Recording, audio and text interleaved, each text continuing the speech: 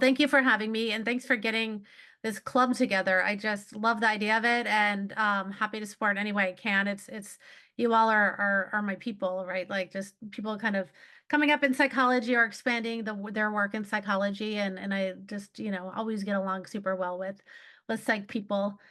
So for I know a number of you who are here, and for those of you who I don't, my name is Bobbi Wegner. I'm really a clinical psychologist who works primarily with organizations now, not necessarily to do therapy like in organizations, but rather to use that kind of thinking to optimize how people are feeling and functioning at work. Knowing when we apply a lot of the principles of psychology, whether clinical, organizational, or otherwise, we can just help people both feel better, but also function better too. So I started teaching at Harvard about 8 years ago at the School of Education. So I was a teaching fellow in group counseling and cross-cultural counseling. Ended up writing a book called Raising Feminist Boys and leading my own class called Advocacy: How Do You Make Large Systems Change to Promote Social Change? Really thinking about like how do you build platform? How do you get people excited about an idea? How do you take a stab and to make change? It's like a big problem, right? Like sexism, feminism, racism, like not feminism as a problem, feminism as a aspiration. But how do you get people on board? How do you sort of scale psychology in a lot of ways? Then I'd been there for about 8 years. Now I teach groups and culture at at Hugsy still. And then when HES was building out their organizational psychology program, I was super excited because my work was really, really well in alignment with organizational psychology. So I jumped over there too. I started off teaching motivation, which, the first class was 250 people. And we were like, wow, this is really wild. It's such a big class, global people, synchronous, asynchronous. It was, kind of like a machine trying to organize, and it went really well. And we're like, this is super fun. These are people like just awesome to be in this space. So built another class, Groups and Culture, which some of you have taken, which motivation is really focused on how do you use coaching type skills to increase motivation. Groups and Culture is really similar. It's focused on really group counseling, group coaching type skills, and how do you build culture from the team level up using those principles through leadership and culture building. And then last year, a few of you took a pilot class that now is going to run. But the first one was last January. It was live on campus, immersive, called Applied Coaching. And that was like 8 hours a day of learning coaching skills. And, Amber and Alyssa and other people could testify. It was like there was parts of it that were, it was really trial by fire in fish bowls, practicing coaching difficult case situations, but really learning how to put these skills to practice. So that was really fun. So aside from teaching at Harvard, I also am the founder and CEO of a company called Groops, and we're really scaling organizational psychology and democratizing it, bringing experts in psychology to companies at scale, not just executives, and working with them over time.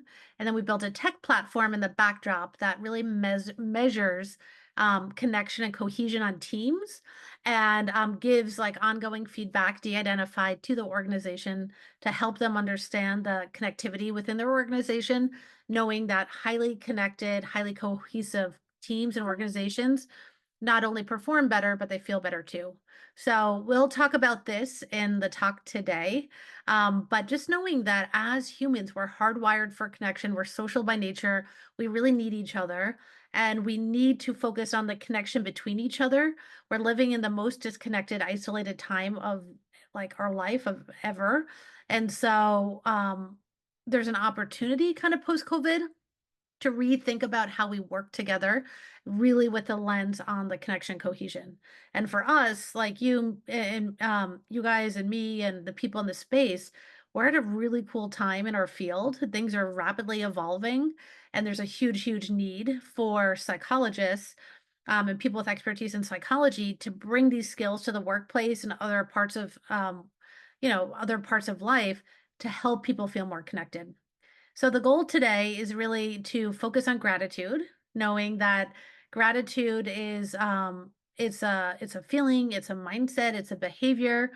There's a lot that goes into it, and we're really going to double down and look at gratitude through the lens of connection and like why it matters and how it can help us move closer to connection and increase well-being and performance and things like that.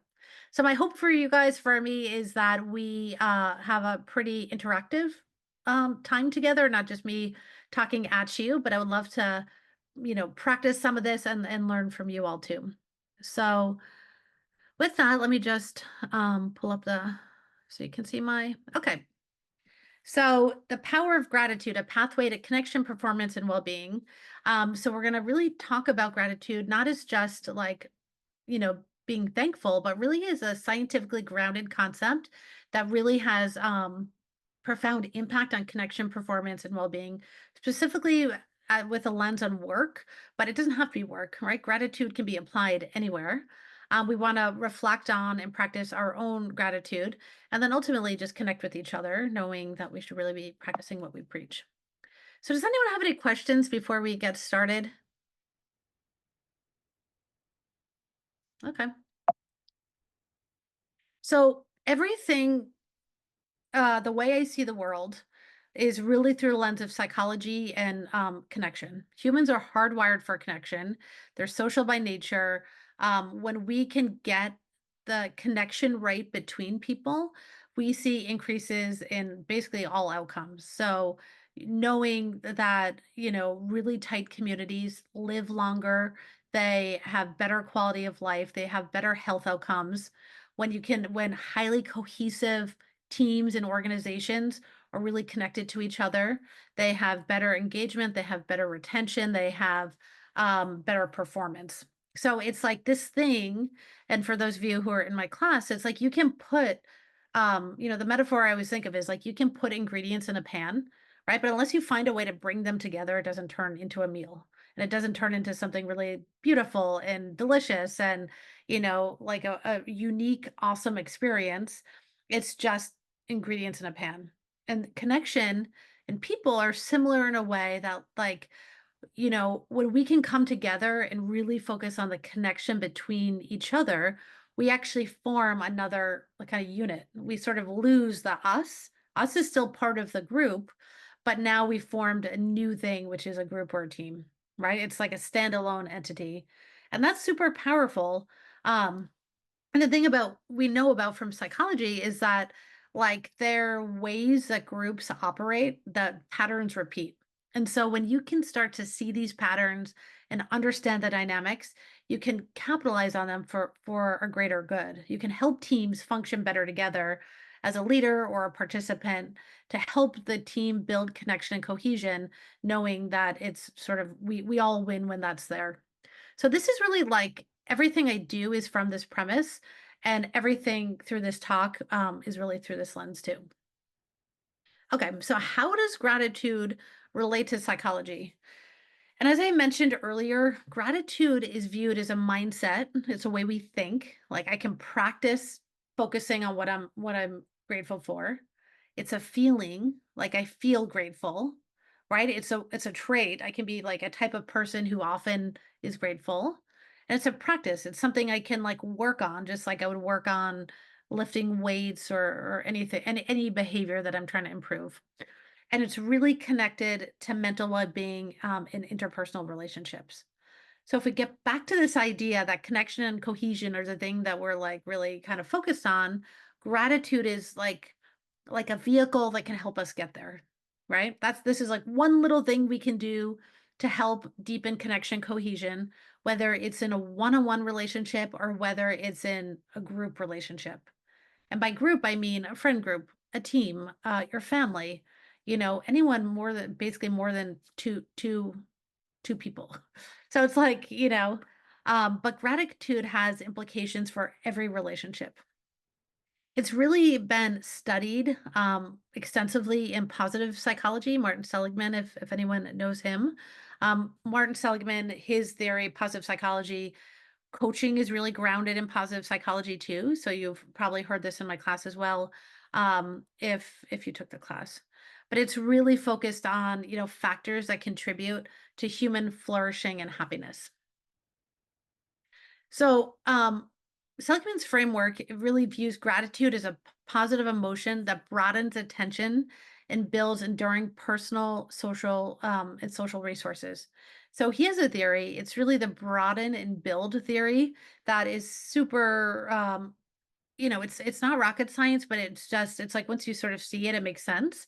It's like, okay, there's this theory that if you are having a negative experience, so say someone, I'll use family as an example because Thanksgiving brings up a lot for people around families.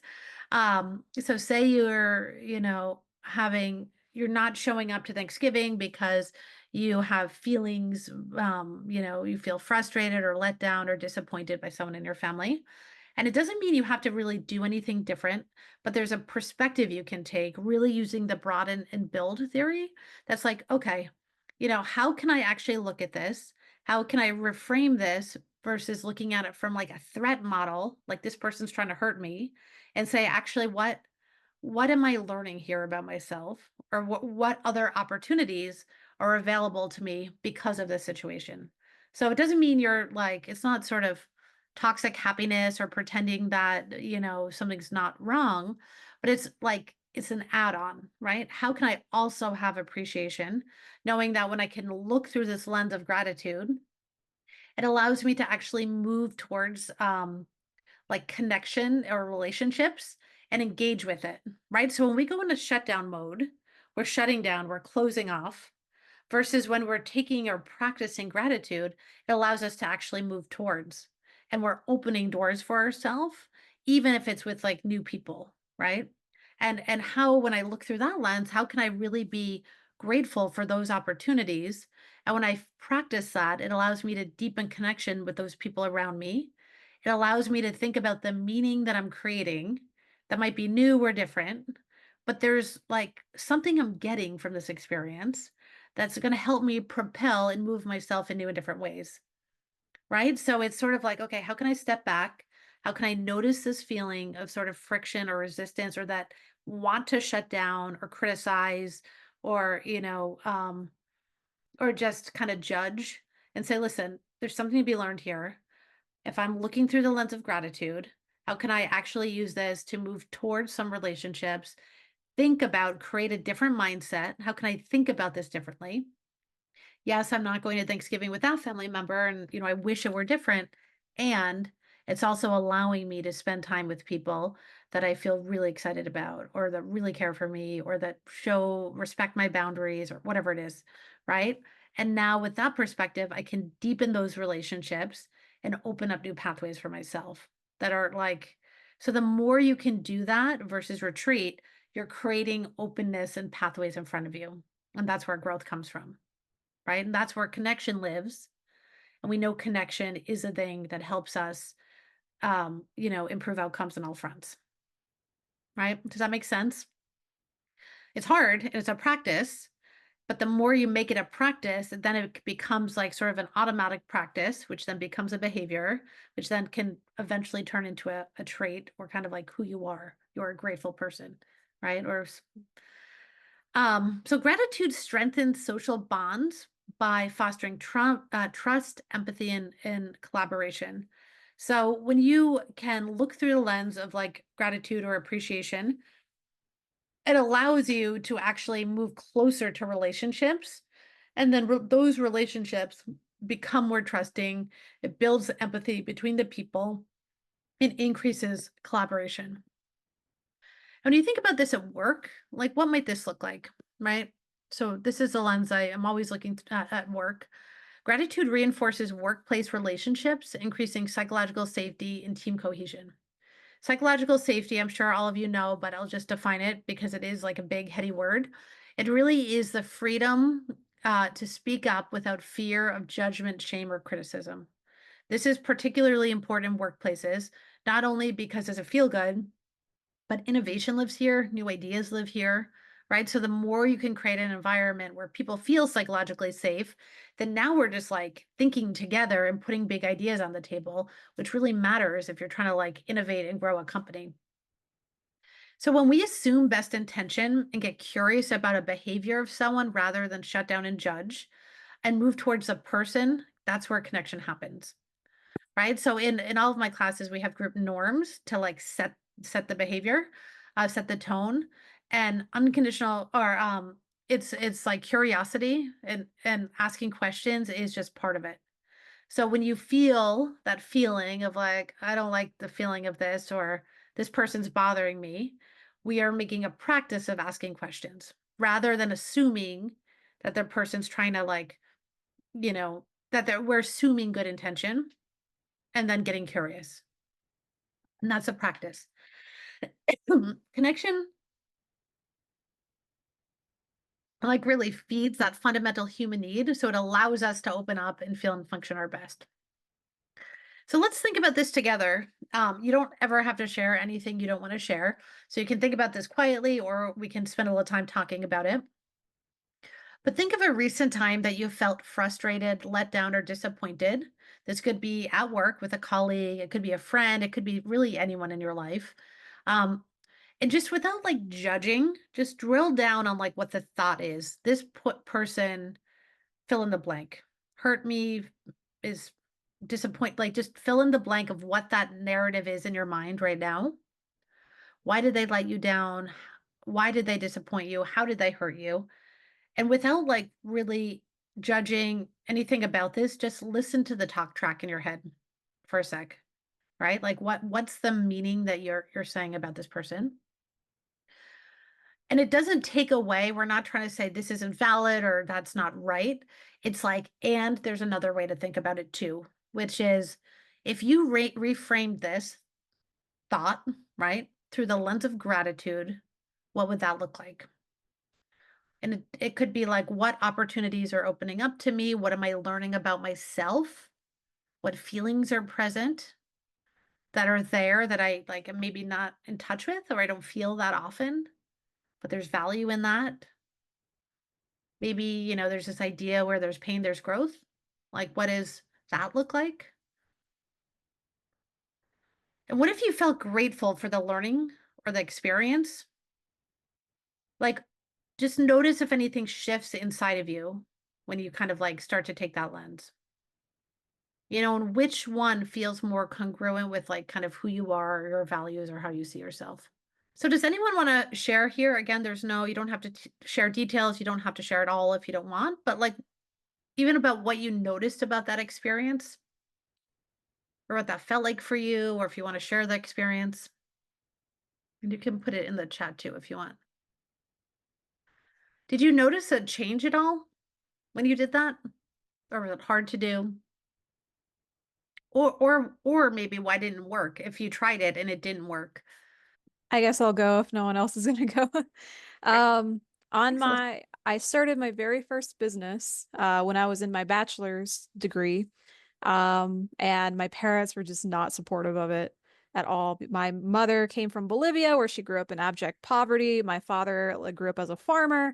And when I started the business, it was always be careful. What if you fail? What if another business comes and sues you or takes you out or whatever? And I remember sitting down on my 23rd birthday and we were at dinner and they started up with the same thing again. And it's so easy to say, oh, well, they just didn't believe in me. They didn't think I was good enough, whatever. But the reality was that they've never started a business before. They grew up completely different from how I grew up. And they were just looking out for me. And it's so much easier to think of it as, well, I'm grateful that I have parents that care for me because it kind of removes like the personal feeling attached to them rejecting me almost because it reframes it as not as a rejection, just as they didn't know any better and they were trying to support me the way they knew how. So it kind of makes the Mhm. situation feel a little bit more at peace that way. Yeah, that's a great example. So it sounds like, could be interpreted as like they don't believe I can do it. They don't believe in me, like something like that. But you reframed it really through like gratitude and appreciation for the fact that they're actually really protective and they want the best of you for you. And they're really using the tool that they have, which is like, don't do that, right? Given their experience. That makes me think of that quote is like you only, it's like where you think you stand determines what you think you see, but it's really like you can only see the world around you that you've experienced. And you're like really doubling down on seeing that for them and then looking at their behavior from a different lens when you kind of put that gratitude hat on. Absolutely. Hmm. Good. Does anyone else want to share anything here? All right, great. Thanks, Alyssa, for going. So and it's like it doesn't, you know, because you can hold two things at once. There's another theory, Dick Schwartz talks. If anyone knows internal family systems, it's a theory I really like. But it's you can feel two ways at once, right? So you don't have to, and we don't really think of things that way. You're like, well, if I'm gratitude, feeling very grateful, does that mean I can't feel maybe disappointed or something, right? Like you still can feel like you wish it were different, but I'm going to lean into practicing. So it's not to invalidate the feeling, it's to add to it. And then sitting with multiple feelings, right? Sort of that kind of, which is hard, and it's okay to do that, but it allows you to actually experience yourself in a more realistic way. We're complex emotional human beings, right? We're not just one emotion sort of animals, right? Where like there's a lot of feelings that can come and go, and that's really what makes us human, and it's actually quite beautiful if you like think about it through that lens. Dr. Wegner, sorry, there was Oh, some in the chat too, which oh I thought great. was actually really interesting. I don't know if you can speak on this. Oh, Um, sure. Let me put, oh yeah, okay, great. Thanks for calling those out, Kimia. Okay. So maybe less frustrated, maybe look at both sides. Yeah, because it reduces, right? It's like what this is a very CBT perspective, but like what we think shapes how we feel. How we feel drives what we do. So when we have a thought, and use Alyssa's example of like they're shutting me down, they might not believe in me, something like this, whatever that is, you're gonna feel not good because you're like, wow, that doesn't feel good. But when you can start to look at the thought part of it from a lens of gratitude, it shifts the way you feel. You can't just will away feelings. You can't will away feelings, but you can play with how you're thinking and you can play how you're responding, right? Um, so yeah, give me a thanks for sharing that. It made you feel less frustrated, made me look at both sides. Um, oh yeah, okay. So somebody says they want to share now, totally fine. But if I Okay, somebody said, thinking about it right now, I've been advising in a situation where there's a lot of anger and emotion, but what if we look it through gratitude?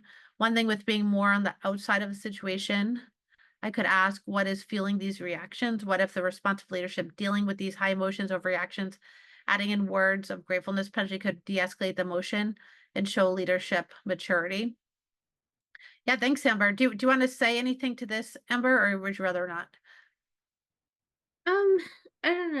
I guess I was just sort of thinking of that right now, of bringing that into a lens of um thankfulness and gratefulness, if that actually could help, take the temperature down of this emotion and all this anger going on. Or even contrast maybe who's behaving well and who's not behaving well in these leadership positions. So I don't know, I'm just sort of still chewing on it Yeah. myself, but I thought it was super interesting to think of it. Thanks for sharing and bringing it up. So it sounds like there's like something that's super hot at work and it's easy to just look at the behaviors, right? But there's not a lot of information in the behaviors. And what we know from motivation is there's a lot of like feelings and thoughts underneath the behaviors. And so when we stop and say, okay, like if I practice like looking through the lens of gratitude, it doesn't mean we're gonna, doesn't mean all behaviors are good or right or anything like that, or accountability doesn't matter, right? It's about like, how can I see this also from a different lens? And so I wonder when we can look through a lens of gratitude, it opens up conversation. So even if like, I'm just thinking without knowing a lot about the situation, but if like, say somebody's, you feel like somebody's really in the wrong here, but they're still like in the conversation with you can have gratitude that they're still committed, right? Gratitude that they're not stonewalling you or that they're still having the conversation or that there's gratitude that um like what you're learning, it's bringing up a lot of feelings in yourself and you're trying to figure out how to hold these feelings in a workplace. And it's giving you the opportunity to practice these skills even though they're uncomfortable. So there's different ways to kind of practice gratitude. So thanks for sharing. And Marty, how about you? Hi, Dr. Wegner. It's great to meet you. I'm actually going to take your class next semester. Oh, yay. Great. It's a fun class. It's Um, basically like all of this focused on teams and groups. oh, At work. perfect. Yeah. Yeah. So I wanted to speak a bit on something that Amber mentioned, like wondering if gratitude kind of tempers like negative emotions. And I think it does. I've kind of been on a long road to gratitude, but like this isn't like a recent example. So like 2 years ago, I broke my leg and I was really mad at myself because it was an accident, but it was an accident that I felt like I had a lot of responsibility for. So I was mad at myself, and then I was mad at a lot of people in my life just because of the situation I was in. And then after like a few months when I could really think about it, I'm like, well, first of all, I'm really grateful that I'm alive. I'm Mhm. grateful that I have my family. I'm grateful that I have the care that I had the care that I had. And I'm grateful, like it took me a while because I felt like I had missed a work opportunity because of the injury. But then if I thought about it, I'm like, well, I mean, maybe like this redirection in my life had a purpose, and like it led me to be like, well, I'm glad that this is how my life turned out because in a way I was able to experience some things that I wouldn't have been able to, that I'm really happy I was able to experience if I hadn't broken my leg and if I continued working in like a different environment. So it I think it does, but I also think you should allow yourself like the time to have it. Like, I don't think it's gonna be immediate. Like, it's good to reframe, and in the moment it can help, but I think a lot of the positive experience of reframing does tend to take place a bit after, like, you initially do it. That's from my experience with, like, other, like, reframing as well. Yeah. Yeah, no, I totally agree with that. And I think that's also like I almost hear a question in that and a question I can totally identify with, which is like, what's that balance between just feeling your feelings and being mad and like kind of just, going down that path of whatever that is, like if it's anger or frustration and how do you balance like, you know, reframing the thought through the lens of gratitude, right? Like at what point, and I don't know the answer to this, does that just turn into potentially almost like suppression, right? Like you're just then pushing down a feeling with it changing the thought. And quite honestly, that I don't know the answer to that. I think it's like you have to notice how it feels, which is like like a I think it's different for everybody. Like I just know for myself, it's like, okay, I can practice this, but at what point are you then just, kind of being permissive potentially or not, um, and that's just such a nuanced big like when do you feel the feelings and when do you reframe the cognition? And I think um both have value, right? I yeah, somebody else said I've been upset that some family members want me to join in on a Thanksgiving dinner that includes one person I do not feel comfortable being around. I've been angry, and I've been angry at them, expected to sit through a meal and pretend the relationship's okay. By looking at the situation through the lens of gratitude, I'm able to feel grateful for my family members who want me to be included. And remember, they want to see me. This is not about the one person I've been in conflict with.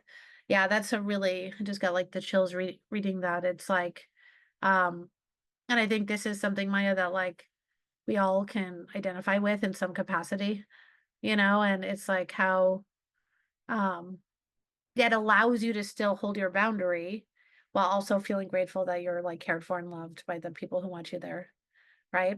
And it doesn't mean you have to change your behavior to go to Thanksgiving, but you can just sort of sit with those feelings. So thank you so much for Exactly. sharing. Yeah. Thank Um, all right, so that's really, we're really focusing on connection. But as we sort of started off thinking about gratitude as a practice is really connected to lots of different outcomes. And so, we're talking about connection, now we're talking about performance, we're talking about well-being. Um, and so this when we switch gears a little bit and start thinking about this from a performance, right? A performance lens, we know gratitude boosts motivation, it boosts collaboration, and it boosts productivity. So this comes back to this idea that when you can practice this lens of gratitude, it allows you to lean into the relationship, which is deepening that connection, Connection over time is cohesion. Cohesion is one of these key variables in high performing teams. It gets like very well researched by pretty much like lots of different disciplines. And then when you can build that connection and cohesion, you see increases in employee engagement and satisfaction and high performance. So this is the area that I like personally like live in and research, and what we actually study through Groops, the company. It's like we're doing research on this where measuring people's like connection or cohesion through multiple different variables, tracking it over time, and then helping them deepen connection on teams or in work groups, which could be different types of groups, leadership groups, or like even like affinity groups or things like that. But the idea is that we are hardwired for connection, tribal by nature. We need each other to feel safe and connected and to like be optimized. That doesn't mean we all need to, it doesn't mean we're all extroverted and super social. It just means we need to feel like we have people, right? That there's someone looking out for us, or we're part of a group. And we know when we create those highly cohesive states, people feel more engaged. They feel they're heard. They want to participate. They want to perform. They feel more satisfied. They're happier being there because they feel like they're part of a group, and they perform better. And so it reduces costs. We know highly cohesive teams have 59% better retention rates, are 21% more profitable. So we know that like connection really, really matters in the workplace. And gratitude is one of these behavioral things that we can do to actually help us get there, right? So assuming best intention, kind of practicing, using Ember's point, like practicing this sort of cognitive reframe in these difficult moments to allow us to move towards the person in the problem, rather than just being like, screw this, I'm so pissed off, I don't even want to deal anymore, which many of us do, right? It's like protective, we're shutting down. But when you do that, you're kind of pulling yourself away from the relationship, which then is going to make you feel less engaged, less happy at work, perform worse because you're like, I don't want to be a part of this. So it's like, how can we sort of practice this habit at times to just like shake up that dynamic a little bit. So Google has done a lot of work around high performing teams. They have a really seminal study called the Apollo study, I believe. But they researched a number of teams and looked at like variables that were really correlated with high performing teams. High levels of psychological safety is like one of the core things that they found. But the point of sharing all that is to say Google like looks at factors within teams and performance to understand what like drives outcomes. So they had a initiative called G Thanks. It was really like a tech tool enabling employees to send public or private messages of appreciation. Recognitions were then displayed on dashboards, fostering a culture of gratitude and recognition. So what they saw was improved morale. People felt more valued and motivated, stronger collaboration with increased trust and teamwork, higher engagement, higher satisfaction scores, and then increases in productivity, kind of like exceeding expectations. So some of the takeaways are really like simple, visible gratitude practices can really impact how teams and organizations function and feel, increasing collaboration performance across teams. And so although you might be thinking like, my company is not going to, like sign on with a gratitude tech platform or something, there's ways to do this that you can do this just without tech. So we worked with a company and they had, they called it like, it wasn't an appreciation jar, but it was like, I think it was like a preach jar or something like that, some cute little like thing. And when you appreciated something about somebody or somebody did something, you would write a little note, de-identified, or and put it in the jar. And then at the all hands, they would pull the jar out and acknowledge the person and why they were appreciated. And like people loved it. And then I think they would put, I think they had a big wall, too, sort of like instead of a wall of shame, it was sort of like a hall of fame type thing, really with a focus on appreciation, where these little notes were put out, made public. And this is really how you take this kind of mindset and start to build it into like the culture of the organization, right? So when you think about this from a psych perspective, we know group norms or group behaviors, when we can make them really explicit, that turns into culture, right? And now we're setting the norms that like, this is what we do here in our organization. And then you're making it very public so people kind of understand the script. So it's a way that you can like do something very tactical and tangible that's going to really articulate like what are the norms here? How do we build gratitude in as a practice to ultimately change the culture of the place here? Does that make sense? Yeah, it's like we don't think about, people say, oh, we have a great culture.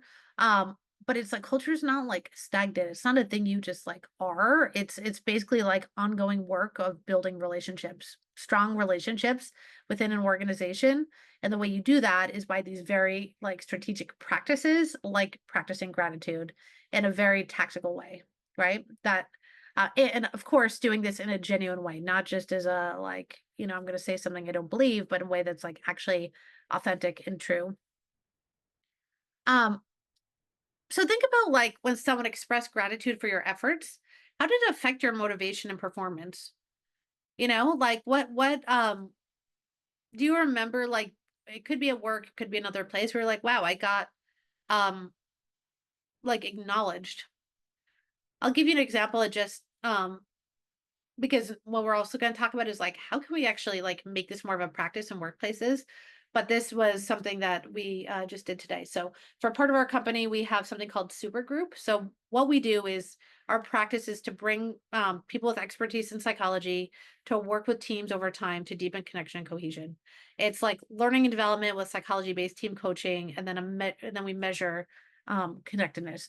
The thing is, we do that for our own team too. So we meet every other week. We do something called super group. It's an opportunity where we all come together. People are literally all over the globe. We share, we have practices or share highlight, low light. We'll talk a little bit about business stuff and then create opportunities for people to get basically case consultation about, kind of coaching things that come up for them. And then we'll often like practice something. And so today, because it was Thanksgiving, we basically did this. We did a gratitude practice. So like reframing something that was sort of sitting with us and then looking through the lens of gratitude and how do we do that? Um so so that was a way. I mentioned this because this is a way you can actually build into your own teams. But during this, one of our group guides said to another group guide who had just shared something through a case consultation, it was like vulnerable. She was basically like, this team wasn't going the way that she was kind of curious about it. And the other people who are leading teams within this organization had like really great teams, right? It was like going super well. And this one group guide was really like vulnerable, just trying to like unpack, like, well, how could have that been better? What are the dynamics here? And after we sort of just thought together about like what the dynamics could have been, another group guide said, I just really appreciate your vulnerability here. Like you're putting yourself out there to like reflect on like how you personally could have made this better or like what's going on with the team that made it kind of weird. Um, and she was like, just thanks so much for like calling that out, and just sort of highlighting that she just felt like very seen and appreciated.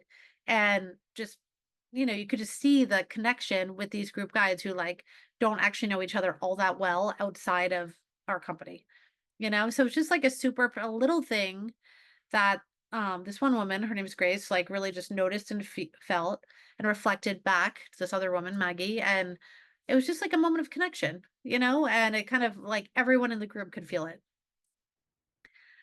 Um, so how about you all? Have you ever been sort of recognized for your efforts, and like what did it feel like? Has anyone ever called you out in a positive way at work, and how was it connected to your motivation and performance, if at all? Or maybe it didn't change. I don't know. Yeah, or does anyone want to share? Or you don't have to too if nothing comes to mind. Oh yeah, Maya. Um, so I work with special needs children, and I think part of what makes the work fulfilling is the children constantly thank me. Oh, Like they recognize what I'm doing and that I'm trying to help, and sometimes even in situations where, you know,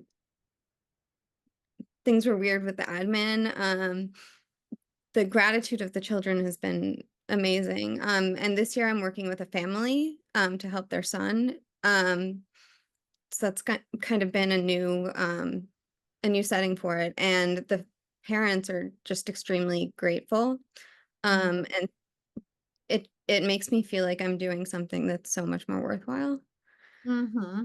Um, Thank you yeah. for your work. That's just awesome, and that has special. My older sister has, she passed away, but had really severe developmental disabilities. So I just know that feeling and appreciate people like you just investing your time, really helping.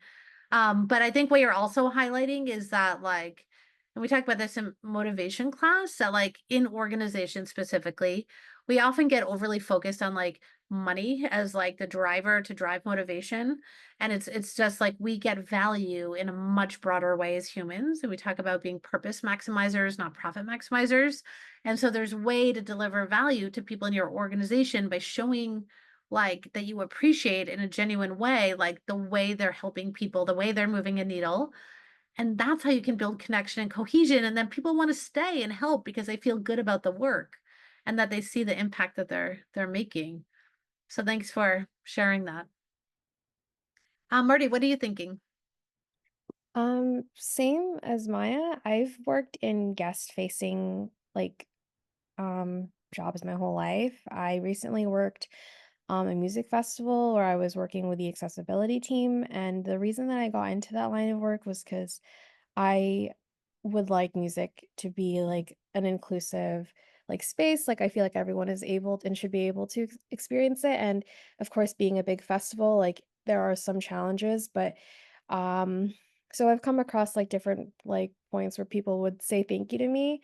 And I think in general, like what I feel from it is like I'm just so glad that I can provide that positive experience for them. So it's just nice. It's just nice to know that I positively impacted someone, and even if it was just for that moment, but I know I contributed to their day having a good memory. Thank you so much.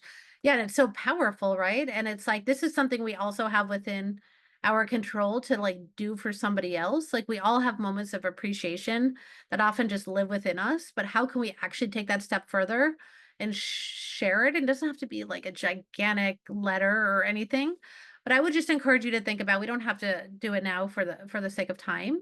But whether it's now or after this, just take 5 minutes to shoot like a very quick thank you email to someone who's contributed to your work or to your studies, even in a small way. And just say like, I was just thinking about you.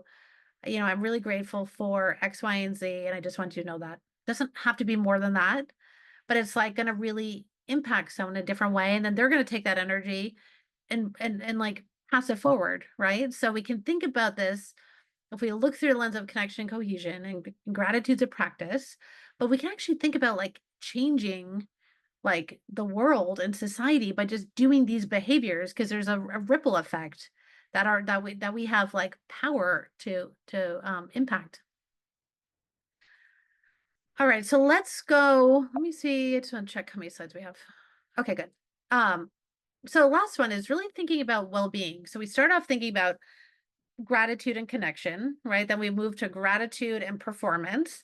And then the last piece of it's really like well-being. So gratitude reduces stress, fosters resilience, and enhances mental health and well-being. So just think about how you're feeling now, right? As we're doing some of this and people are sharing stories, and think about maybe where you started in terms of feeling both like just if you're rating how you feel from 0 to 10, where you started and where you might be now. And also think about connection, where you started in terms of connection with the people on the call, and maybe how connected you feel to these people or this group like now. But gratitude really disrupts this sort of negativity bias, and it can cultivate optimism, very much like what we were talking about earlier. So it becomes a practice that then becomes a habit, which then kind of grows into a mindset, right? It's kind of becomes your default way of thinking, which then is correlated. Optimism is like correlated with positive health outcomes and just outcomes across the board.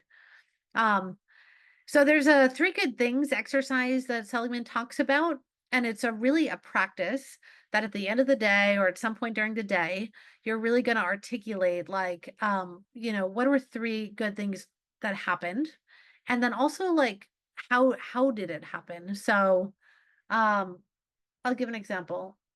Um, like today I am grateful that I was able to go to I'm sort of at a place that has farm stands, and I'm grateful that I actually created, that I went there and I got all this like really beautiful vegetables and stuff for Thanksgiving. I'm really excited about it. I'm really excited that I have that also off my checklist. And the how of that is that I actually created time to do that in the middle of the day where I typically wouldn't really do that. But the what I'm grateful for and the how kind of allowed me to have that experience. So you want to make a practice of doing those like kind of 3 things, um, doing those 2 things for 3 things every day, which is like I'm grateful for, and then the way I got there is by creating space, whatever that is. So it's the what is it, and then the how. And now you're starting to kind of change, you're making a practice of this. And this exercise is correlated with lots of different things like increased well-being, better attention, better performance, improved mental health outcomes. But it's something that you can actually adopt pretty simply in your life. So, how does this apply at work? Leaders use gratitude to build resilience in their teams during periods of high stress or uncertainty. So it's inevitable at work, generally speaking, to go through, periods of stress, right? And so, how do we actually get through the stress and get to the other side by both holding reality and also holding kind of gratitude and hope really at the other side? So it's not to dismiss that like this is really hard, but to say, and like, I'm appreciative for whatever we have going well, and I have hope that like it's going to get better at some point. And so at work, you want to start to make a practice of like helping teams start to think this way. So even thinking about culture at a team level, just like that appreciation board, it's a smaller scale thing you can do, which is like noticing like the reality, right? Like this is hard right now. And there's things we can appreciate and we can hold. So Dick Schwartz from Internal Family Systems calls this like holding polarized parts. It's like you can feel 2 ways at once, but it's like that this is really kind of being practiced. So you want to just think about what are 3 good things that happened to you in this past week, you know? And maybe we won't do this one together, but just like encourage you to do this. And then like why did they happen? So how did you set yourself up, or why did this happen, or how did it happen? And just, maybe write down a couple sentences. You can do it now if you want, or you can do it after. But I want to leave a couple questions, room for questions too. And then maybe we won't do this just for the sake of time. But you want to start to think about like how organizations can like what do gratitude practices actually look like in organizations? What does this look like in your organization? How can you potentially implement something? How can you start this even at small scale? And then like kind of grow it. And then how does that really affect culture? We start doing these kind of like behavioral things. How is this going to actually change the way we work together? So the takeaways really, or the things I really hope you take away, are gratitude fosters deeper connection, better performance, and enhanced well-being sort of in life, but in organizations. There can be simple practices, like the 3 gratitudes, like gratitude journaling, letter writing, like making, a commitment to maybe write a letter, an email to one person 1 time a week or 1 time a month, or team gratitude moments can have outsized effects. So what we do with groups is like we have people, the way we start and really end every group is like, or we start every group with a highlight or a low light. But instead of doing that, you could say like, what is something you appreciate right now? It gets really powerful. We've done this with teams when you have people just say like, okay, you know, if we did it, now, and we won't because you all don't know each other, but say we're on a team and Kimia is on my team, and I say, okay, you know, what do y'all like appreciate about Kimia? Like, what strengths do you see in her? And it's like wildly powerful on a team to see this, because people have all these feelings that then they never share it with each other. And then like Kimia walks away being like, wow, I had no idea. And now you're really leaning into the strength-based model that's going to help her then really capitalize on her strengths and get feedback from her peers in a really powerful way. Right. So it's a great practice to try. But as this we're coming to a close, I wonder if you can think about this either, you know, quietly, or you can put it in the chat, or if anyone wants to share.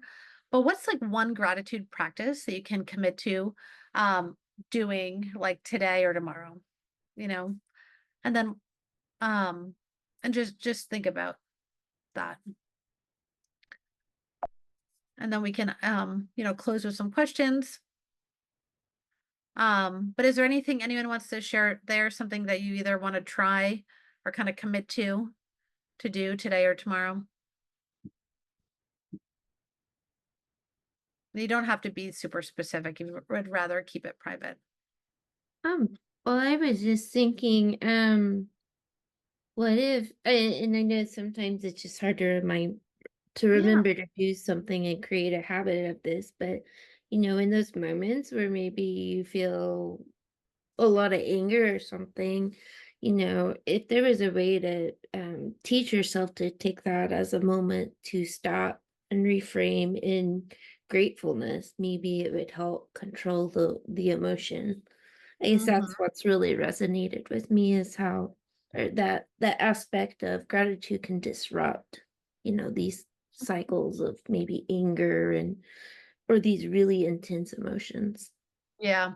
Like a pattern breaker is like what I'm Mhm. hearing. Yeah, Exactly. what I do, Amber, and like this really comes from more of like kind of mindfulness approach, is like when you have those big feelings, it's like remembering like we aren't our feelings. This is like a feeling that Mhm. comes and goes, and feelings are like waterfalls or waves, and that they like, you know, your job's not to stop it, it's just to kind of like ride it. And so the Mm. picture I always have is like a waterfall sitting in front of me. And so my job's to observe it and to notice like the feeling. And then Mm. it sounds like you want to add a step, which is like, you know what? I'm appreciative that I can like separate and see myself through this. And I trust that, you know, I'll know how to, you know, this will feel less painful at one point, you know? So you're not actually trying to like will away the anger. It's just like anger is a normal human feeling. And then you're going to learn what the anger is teaching you in the moment. Right. And for that, you have gratitude. It's a teacher, you know, which is kind of Mm. interesting. Yeah, good. Anyone else want to share? Let me check the chat quick. Oh yeah, nice. Like water off a duck's back. Uh-huh. It's a good one too. Oh, great. And Amy said she sent a short email. That's really nice. I just did that to Charlotte too. I was like, you know what? You're the best. Many of these people know Charlotte because she's my COO, but she's also our head of our teaching team. And I just sent her a note, just letting her know like how awesome she is.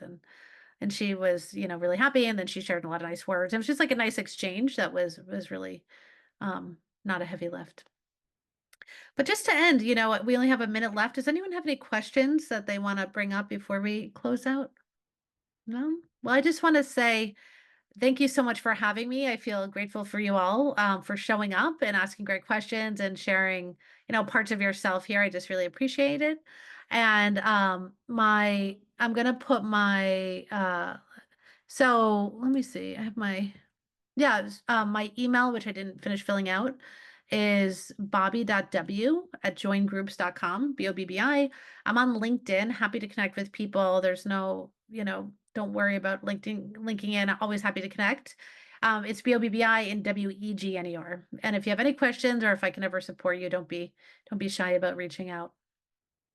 So thank you, Camille, for inviting me and having me today. And I hope you all have, you know, a wonderful holiday and hope to cross paths with you at Harvard or elsewhere.